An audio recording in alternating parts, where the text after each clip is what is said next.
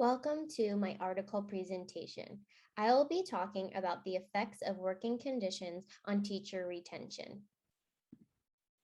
In this article, the research problem started off with this quote: "Teacher attrition is one of the driving contributors to the shortage of effective teachers internationally."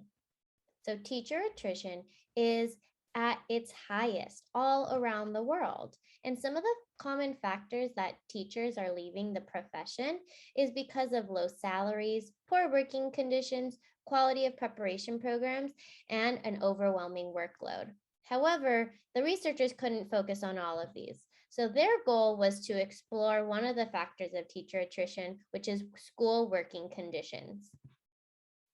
They had two goals of the study: to determine whether school working conditions were related to teacher retention as perceived by teachers, and to determine if the relationship between working conditions and teacher retention differed in regards to school poverty and minority levels. They wanted to answer two questions. What are the working conditions teachers care about? And how important are working conditions in retaining teachers, especially in high-need schools? The researchers hypothesized that teachers' perceived working conditions would ease the relationship between high attrition rates and school demographics. They also hypothesized that teachers are significantly more likely to leave high needs and/or high poverty schools. Let's go through the research method, design, and procedure. First, they needed to gather a sample. They gathered a sample of over 1,400 classroom teachers, and they watched them throughout 3 academic years. All of these teachers were from 37 Title I Arizona public schools with high needs, and 30 were classified as high poverty, 11 were classified as high Hispanic enrollment, 8 as high Native American enrollment, and 16 were high schools, and 16 were classified as schools with high total enrollment. All of these schools and all of these teachers participated in the Teacher Advancement Program called TAP. Data was collected from 2 sets. The first one was the Teacher Advancement Program. But what is TAP? TAP is a program that aims to improve student achievement through incentivizing effective teachers by attracting, retaining, developing, and motivating them. They also used a survey called the North Carolina Teacher Working Conditions Survey. They focused on 6 working condition domains: time, school facilities and resources, school leadership, empowerment and decision making, professional development, and family and community engagement. They also collected they conducted 2 more questions that were answered using a 4 or 5-point Likert scale. One question was about receiving mentoring, and the other question was about overall working conditions. They also asked an open-ended question to identify if there was anything else that the teachers would like the researchers to know to better help them understand their school. They used a mixed methods approach for data analysis. They used the quantitative descriptive analysis to identify associations between school working conditions and school characteristics, and to see if these relationships related to teacher retention patterns. They also used a qualitative descriptive analysis to analyze the qualitative feedback from teachers.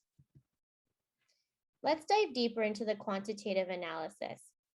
They were comparing retention rates between the types of schools. So they conducted independent sample t-tests to determine if the working conditions by domain were significantly different based on each school characteristics, such as high versus low poverty schools or high versus low Hispanic enrollment. They also took a look at the school level comparisons between those student groups. They restricted their analysis to those school level comparisons because the sample of individual teachers was not sufficient enough to estimate the relationship between perceived working conditions and teacher retention. For the qualitative analysis, they used a content analysis approach. They created 6 priority codes that corresponded to the 6 working condition domains present in the Likert items. Then they also used a constant comparative method used to develop a set of repeated codes, which were then collapsed into broader themes. The codes were organized using a code calculation spreadsheet to facilitate the quantification of the qualitative data, so the researchers could represent the convergent and divergent ideas, as well as the major and minor themes. So let's get into the results and conclusions from this study. The descriptive statistic results showed that the average retention of those teachers was 68% over the 3 years. 70% of all those teachers agreed or strongly agreed that their school was a good place to work and learn. And nearly 75% of all responses to the open-ended question included sentiments about morale and leadership, but in a negative tone. Here are some more results that I found super interesting. Retention rates were higher across schools with high grade levels or with higher grades, which means that those are higher quality schools, which is not surprising to me or to the researchers. Teachers were more likely to stay for all 3 years in high poverty schools with high Native American enrollment as opposed to Hispanic enrollment. I wonder why that is. Number 3, teachers in low poverty schools had higher levels of satisfaction with their school's facilities and resources and family and community relations compared to those in high poverty schools, which also doesn't surprise me. Teachers in high poverty schools indicated that mentoring was more important in their decision to remain at their schools. To continue with that mentoring theme, teachers appreciated support and feedback from their mentors, especially when these teachers felt that such support was lacking from school leadership. So mentors don't always have to be school leadership. Mentors can be like other teacher peers that are acting as mentors. The last result on this topic was that teachers in high Native American enrollment schools were significantly less satisfied with all aspects of working conditions. Now let's talk about the results between high performing and low performing schools. So in high performing schools, teachers were significantly more satisfied with all aspects of working conditions than those in low performing schools, something that the researchers had hypothesized. Numerous teachers cited strong satisfaction with their school administration and leadership, professional development, and collaboration and collegiality. For the low-performing schools, teachers were overall frustrated and displeased with many aspects of their school's working conditions, most notably school leadership, which directly affected the teachers' morale. In addition, there was a lack of support, positive reinforcement, and feedback from school leadership in the low-performing schools. But these teachers want strong appreciation for their good work.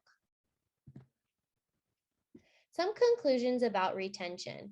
No statistically significant difference between retention rates and school characteristics were found. They were approximately the same.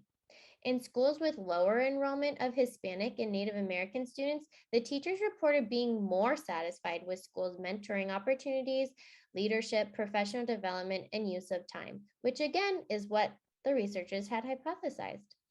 Supportive and effective school leadership opportunities for and quality of PD and mentoring might mitigate the severity of teacher attrition in high poverty and high minority schools, which is something that schools who are having this issue could really take a look at. So let's talk about some limitations and then the suggestions for this research. So the limitations were really just about how over 3 years, that's a long period of time. And so there is always the possibility of teacher mobility. So they had to calculate percentages of teachers who left the sample, they called those movers, and those who they observed for all 3 years, called the stayers. And then they also had to calculate the percentage of 1 and 2 year movers, as well as 2 and 3 year stayers, to determine if the length of time a teacher was retained differed by those school characteristics of poverty and minority levels. So here's the suggestion that the researchers make. Creating positive working conditions, namely supportive and effective leadership, Providing teachers with quality PD and mentoring opportunities in high poverty and high minority schools could increase student academic achievement, lessen fiscal costs, improve the overall school climate and atmosphere, and mitigate the severity of teacher attrition in these schools. I'm going to end with this.